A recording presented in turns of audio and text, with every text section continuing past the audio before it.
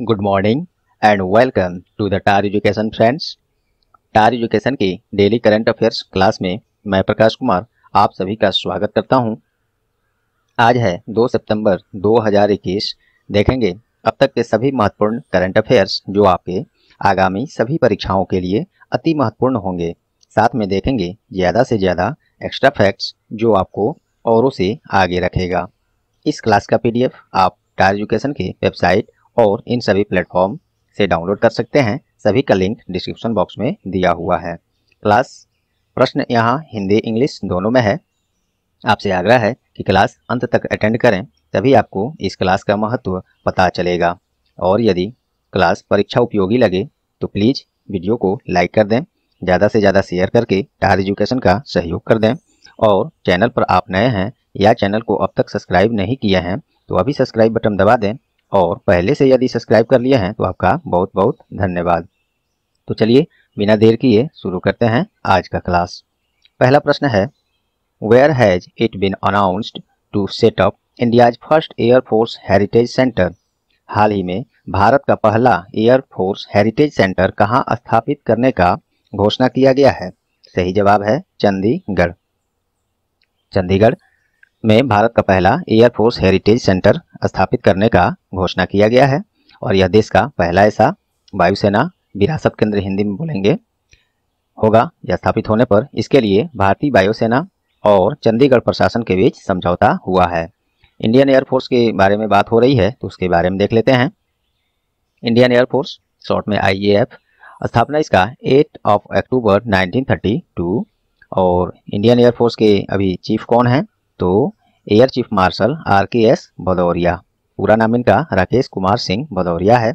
और air force day किस दिन मनाया जाता है? भारतीय वायुसेना दिवस। तो ये 8 अक्टूबर को ही मनाया जाता है। और इंडियन एयरफोर्स का मोटो क्या है?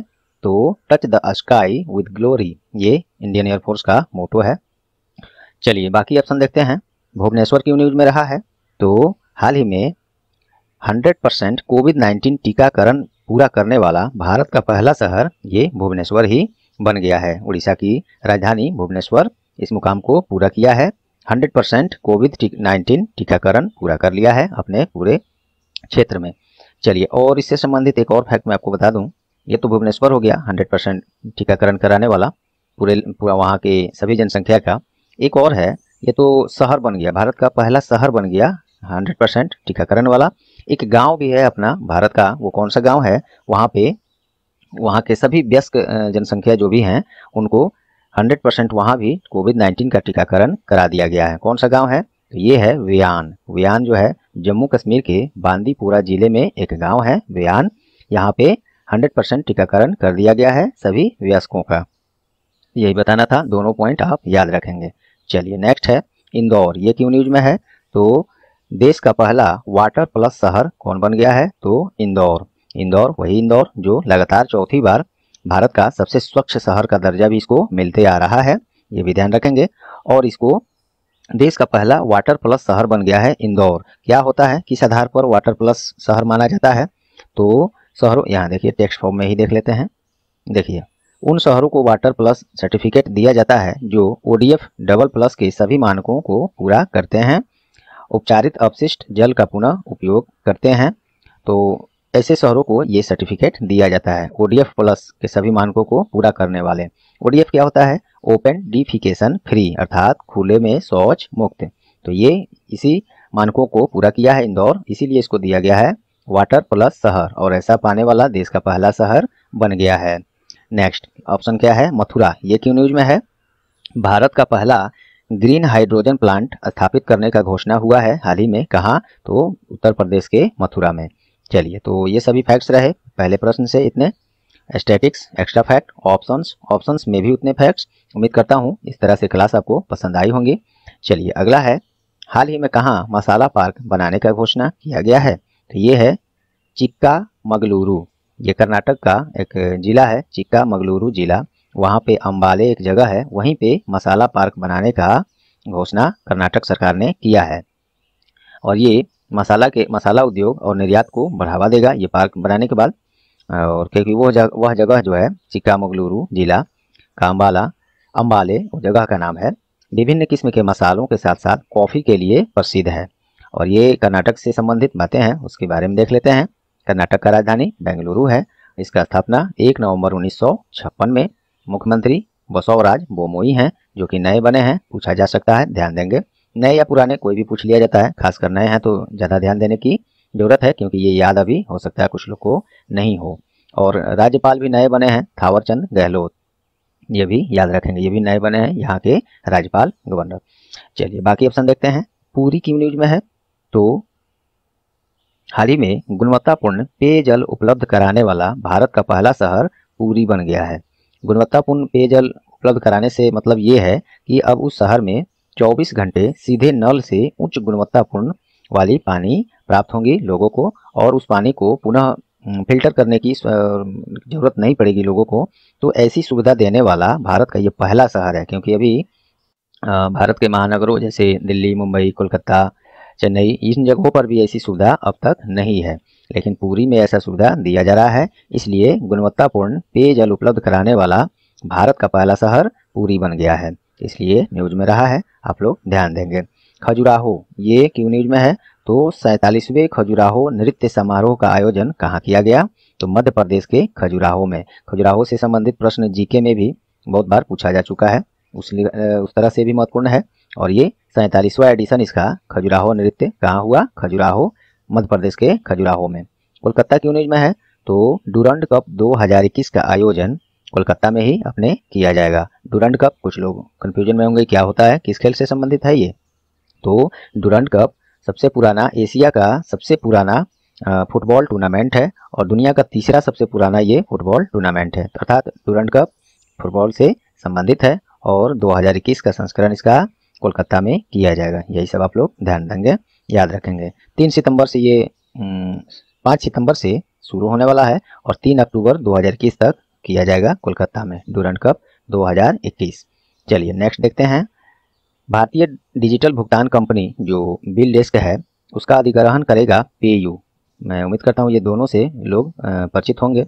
बिल डेस्क वो है पेमेंट गेटवे है, जो हम लोग कोई पेमेंट करते हैं, कोई भी पेमेंट, जैसे कुछ हम लोग परचेज करते हैं ऑनलाइन वो हुआ, या आप लोग एग्जाम्स फॉर्म्स भरते हैं तो पैसा आपके पास से पैसे लेकर और जहाँ जिसके संस्था, इंस्टीट्यूट या जिस भी कंपनी को या अगले पार्टी को जहाँ पैसा पहुँचाना है तो बीच में एक जो मीडिएटर हो जिसको बोलेंगे वो पैसा आपसे लेकर अगले को पहुँचाता है। तो बीच में ये प्रक्रिया जो करता है उसी को, वही काम पेमेंट गेटवे के द्वारा किया जाता है, वही होता है पेमेंट गेटवे। तो इसी पेमेंट गेटवे का काम बिल डेस्क करता है और ये अपनी भारतीय कंपनी है। अब इसका अधिग्रहण कर लेगा पेयू। तो सवाल ये है कि पेयू किस देश की कंपनी है, तो ऐसे भी प्रश्न पूछे जाते हैं। एक तो ये जानकारी हो गई कि ये इसका एक्विजिशन करने वाला है, ये एक्वायर करने वाला है पेयू बिल डेस्क का।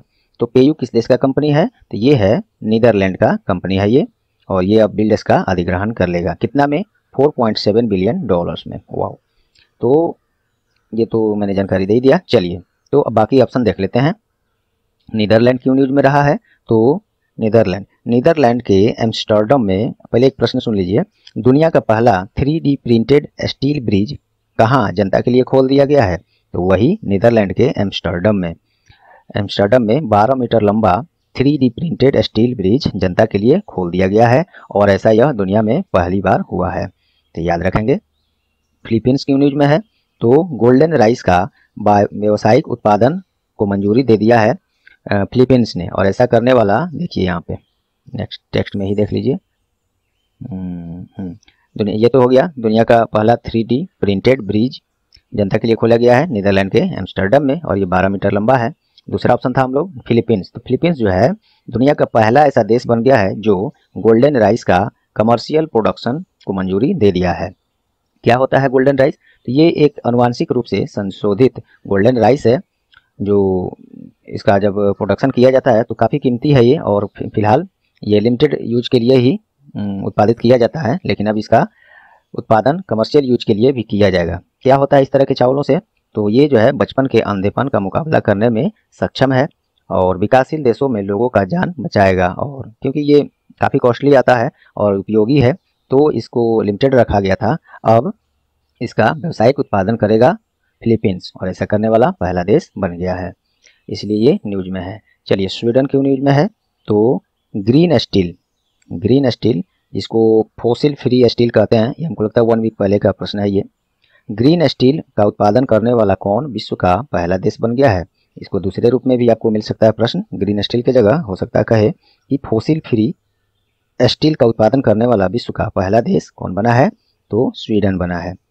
और फोसिल फ्री मतलब जीवाश्म मुक्त स्टील, जिसे ग्रीन स्टील कहा जाता है, उसी का उत्पादन करने वाला विश्व का पहला देश स्वीडन हो गया। दोस्तों, मैं डेली बता रहा हूँ ये बात कि अगले एक सप्ताह के लिए हम लोग क्वेश्चन तो सभी ला रहे हैं, एक भी प्रश्न छोड़ा नहीं जा रहा है। महत्वपूर्ण प्रश्न जो भी करंट अफेयर के हैं वो लाया जा रहा है, लेकिन MCQs हम लोग बहुत कम क्वेश्चन को फॉर्म कर रहे हैं। एक सप्ताह बाद से सब कुछ सुचारू रूप से सभी प्रश्न MCQs में और अन्य subject math, reasoning, English, GK ये सब शुरू किए जाने हैं। उसी का सेटअप और काम चल रहा है। तो हम लोग इस क्लास में भी आज 3 ही MCQ हम लोग देख रहे हैं। अब यहाँ से 1 लाइनर विद सभी ये एक्स्ट्रा फैक्ट्स जानकारियों के साथ देखेंगे। तो चलिए, आप लोग से सहयोग की अपेक्षा की जा रही है, आप लोग बने रहें। चलिए, हाल ही में डेल स्टेन ने क्रिकेट के सभी प्रारूपों से संन्यास लेने का घोषणा किया है। वह किस देश के क्रिकेट खिलाड़ी हैं? वे हैं दक्षिण अफ्रीका के। स्टेन गन के नाम से इनको जाना जाता है। ये दक्षिण अफ्रीका के तेज गेंदबाज हैं और ये संन्यास लेने का इन्होंने घोषणा कर दिया है।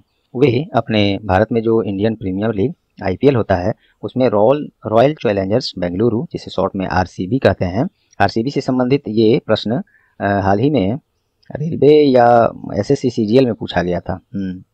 ऐसा पूछा गया था। RCB देकर उसका फुल फॉर्म बहुत तरह से दिया था ऑप्शंस में, देखना था कि कौन सा सही नाम है किसी IPL टीम का। तो इसलिए इस तरह से भी आप लोग हर पॉइंट पर ध्यान जरूर दें। तो RCB टीम से ये खेल चुके हैं। कौन? डेल स्टेन, दक्षिण अफ्रीका के हैं, संन्यास ले लिए।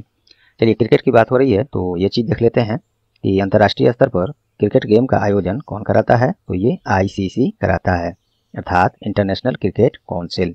हेडक्वार्टर दुबई है, जो कि यूनाइटेड अरब एमिरेट्स में है, और स्थापना इसका 15 जून 1909 में। और चेयरमैन इसके कौन हैं ICC के? तो ग्रेग बार्कले हैं। और CEO पोस्ट मनु साहनी थे, फिलहाल उनके ऊपर इंक्वायरी कुछ चल रहा है डिपार्टमेंटल, तो CEO पोस्ट अभी खाली है, पहले मनु साहनी थे। चलिए, नेक्स्ट है, कचरे से निपटने हेतु IIT मद्रास ने कौन सी ऑनलाइन प्लेटफॉर्म लॉन्च किया है? ये है सोर्स।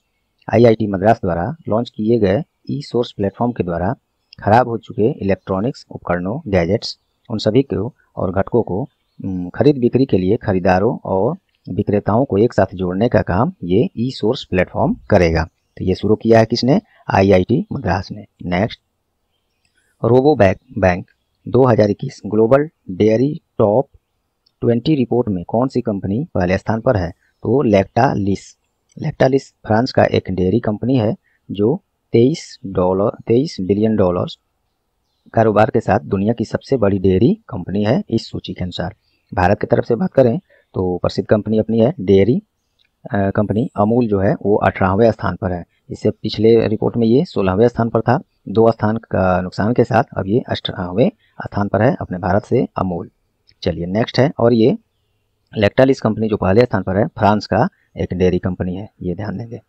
रेटिंग एजेंसी मूडीज के द्वारा वित्त वर्ष 21-22 के लिए भारत का GDP वृद्धि दर कितने प्रतिशत रहने का अनुमान लगाया है? ये वृद्धि का देखिए लिखने में ये सही लिखा गया है, जब ये MS वर्ड में वो लाया जा रहा है तो ये इसके लिखावट में ऑटोमेटिक चेंजिंग आ जा रहा है, पता नहीं क्यों।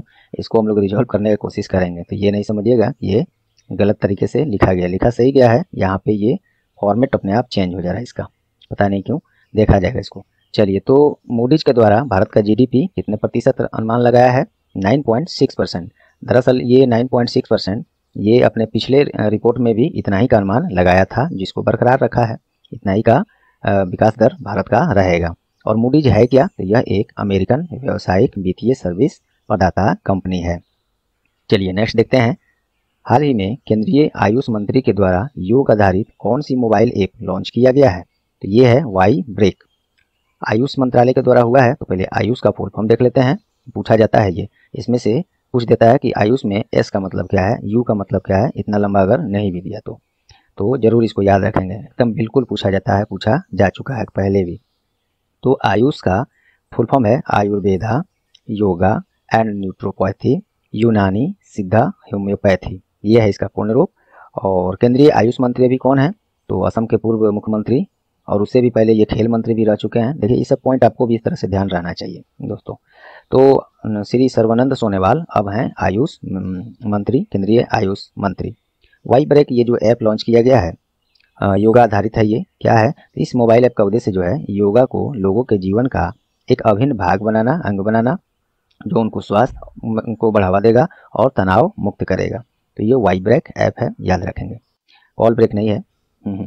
चलिए, हाल ही में किस भारतीय ग्रैंड मास्टर द्वारा 6th नोएसिल इंटरनेशनल चेस ओपन 2021 जीता गया है? तो ये है अपने भारत के chess grandmaster P Iniyan 6ठे नोएसिल इंटरनेशनल चेस ओपन 2021 जीता गया है और इसका आयोजन फ्रांस के नोएसिल में किया गया था। और पी इनियान तमिलनाडु के ईरोड में जन्मे जाने माने भारतीय चेस ग्रैंड मास्टर हैं। तो सब ये याद रखेंगे। चलिए नेक्स्ट है, ये प्रश्न मैं कल भी करा चुका हूँ, रिपीट कर दिया हूँ, अच्छी प्रश्न थे ये। हाल ही में कहाँ खानाबदोश महोत्सव अर्थात जिसको इंग्लिश में नोमैडिक फेस्टिवल कहेंगे मनाया गया है? तो खानाबदोश महोत्सव लद्दाख में मनाया गया है। लद्दाख के चांगथांग क्षेत्र है, उसमें भी कोरजोक एक जगह है, वहीं पे 2 दिवसीय खानाबदोश महोत्सव अर्थात नोमैडिक फेस्टिवल का उद्घाटन किया गया है। वहाँ के उपराज्यपाल कौन है? RK माथुर के द्वारा। और इससे क्या होगा, संस्कृति वहाँ के को बढ़ावा होगा, पर्यटकों का पर्यटन क्षेत्र में बढ़ावा मिलेगा। और लद्दाख के वही उपराज्यपाल RK माथुर हैं वर्तमान में। और सबसे पहले यहाँ के राज्यपाल उपराज्यपाल कौन थे? तो GC मुर्मू थे, जो अभी CAG हैं, कंट्रोलर ऑडिटर जनरल। तो ये सब फैक्ट्स आप लोग भी याद रखेंगे। चलिए क्वेश्चन ऑफ द डे देखते हैं आज का। हाल ही में प्रतिष्ठित AANS अवार्ड आंस अवार्ड पाने वाले पहले भारतीय कौन बन गए हैं? तो इसका जवाब कल ही हम लोग चर्चा किए थे पिछली क्लास में। आप लोग इसका फुल फॉर्म भी बताएंगे और ये अवार्ड पाने वाले पहले भारतीय इनमें से कौन हैं वो भी आप लोग कमेंट में जरूर बताएं। जो लोग भूल गए हों पिछला क्लास फिर से देख लेंगे या गूगल कर लेंगे, गूगल सर्च कीजिएगा तो भी तार एजुकेशन के वेबसाइट पर ये प्रश्न आपको सर्च होकर आ जाएगा या यूट्यूब पर भी सर्च हो जाएगा। कोई भी प्रश्न अगर हम लोग कराते हैं तार एजुकेशन का, सेम वो प्रश्न अगर आप सर्च करते हैं यूट्यूब पर तो वो वीडियो जिस वीडियो में उपलब्ध है उसमें वो आ जाएगा, क्योंकि डिस्क्रिप्शन में, वीडियो के नीचे डिस्क्रिप्शन में सभी ये प्रश्न जो भी कराया गया ये सब वहाँ इंग्लिश माध्यम में उपलब्ध रहता है। तो अगर आप लोग सर्च करेंगे गूगल पर तो भी वीडियो के साथ टार एजुकेशन का वेबसाइट और वीडियो दोनों उपलब्ध हो जाएगा। चलिए तो दोस्तों, उम्मीद करता हूँ आज का क्लास आपको परीक्षा उपयोगी लगी होंगी, और यदि हाँ तो प्लीज़ वीडियो को लाइक कर दें, ज़्यादा से ज़्यादा शेयर करके टार एजुकेशन का सहयोग कर दें। और चैनल पर आप नए हैं या चैनल को अब तक सब्सक्राइब नहीं किया है तो प्लीज़ अभी सब्सक्राइब बटन दबा दें, और पहले से सब्सक्राइब कर लिए हैं तो आपका बहुत बहुत धन्यवाद। तो और बेल आइकन भी साथ में दबा दें, जिससे आगे आने वाले सभी महत्वपूर्ण करंट अफेयर्स और अन्य शुरू होने वाले हैं क्लास, उन सभी के नोटिफिकेशन आपको सबसे पहले मिले। तो चलिए मिलते हैं अगले क्लास में, तब तक के लिए good bye, all the best.